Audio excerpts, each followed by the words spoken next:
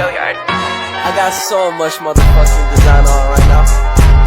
Break it down, bring it back, make it clap. I got 3 old thoughts, new block, where that thing. Bitches on my line, and you know. Kaum awam adalah semua orang beriman Kristiani yang tidak termasuk golongan yang menerima tabisan suci dan status kebiarawaan yang diakui dalam gereja. Yang kedua, hubungan awam dan hierarki sebagai partner kerja sesuai dengan ajaran Konsili Vatikan II.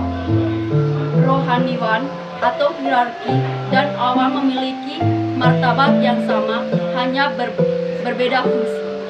Yang ketiga, peranan awam sering diistilahkan sebagai kerasulan awam yang tugasnya dibedakan sebagai kerasulan internal dan kerasulan eksternal.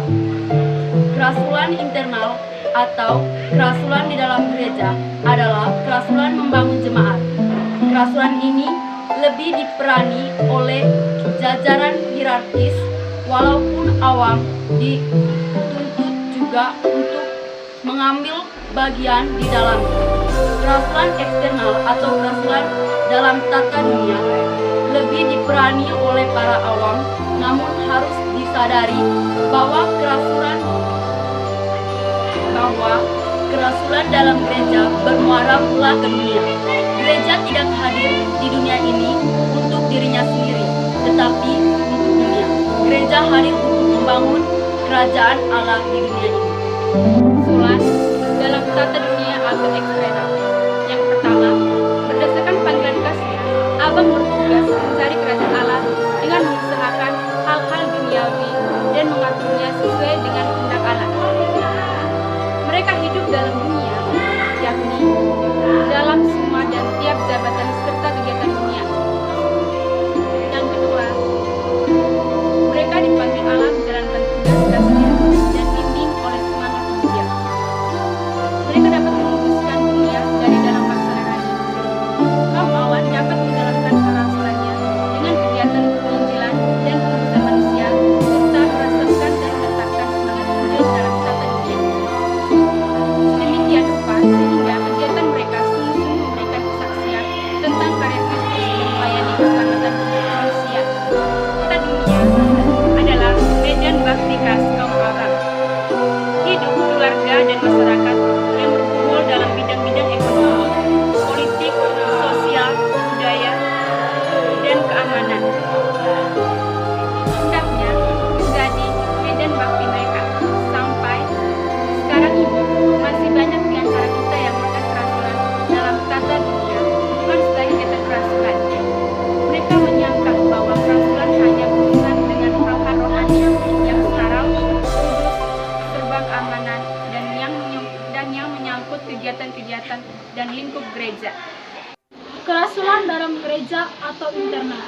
Yang pertama, keterlibatan awam dalam tugas membangun gereja ini bukanlah karena menjadi perpanjangan tangan dari hierarki atau ditugaskan oleh, tetapi karena pembaptisan ia mendapat tugas itu dari Kristus. Awam hendaknya berpartisipasi dalam kehidupan gereja. Yang kedua, dalam tugas nabi atau pewarta sabda. Seorang awam dapat mengajar agama sebagai katekis, memimpin kegiatan pendalaman kitab suci atau pendalaman iman. Yang ketiga, dalam tugas imam menguduskan seorang awam dapat yang pertama memimpin doa dalam pertemuan umat, yang kedua memimpin kor atau nyanyian dalam ibadah, yang ketiga membagi pemilih sebagai prodiakon, yang keempat menjadi pelayan putra Allah.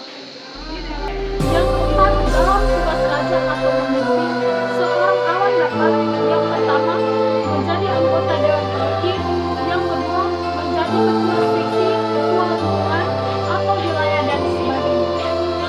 Yang kelima, setiap pimpinan gereja memiliki fungsi yang khas.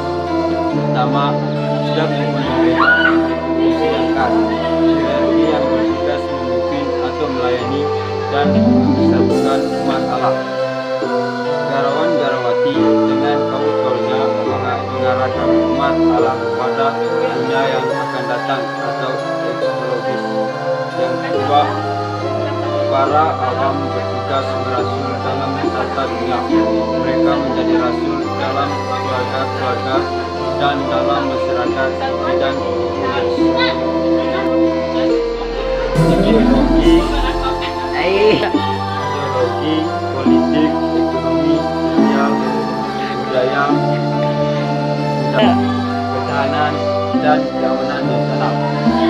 Jika setiap penghuni gereja menjalankan fungsinya masing-masing dengan baik, maka adanya kerjasama yang baik pasti terjamin. Dibutuhkan kerjasama semua komponen, walaupun tiap komponen memiliki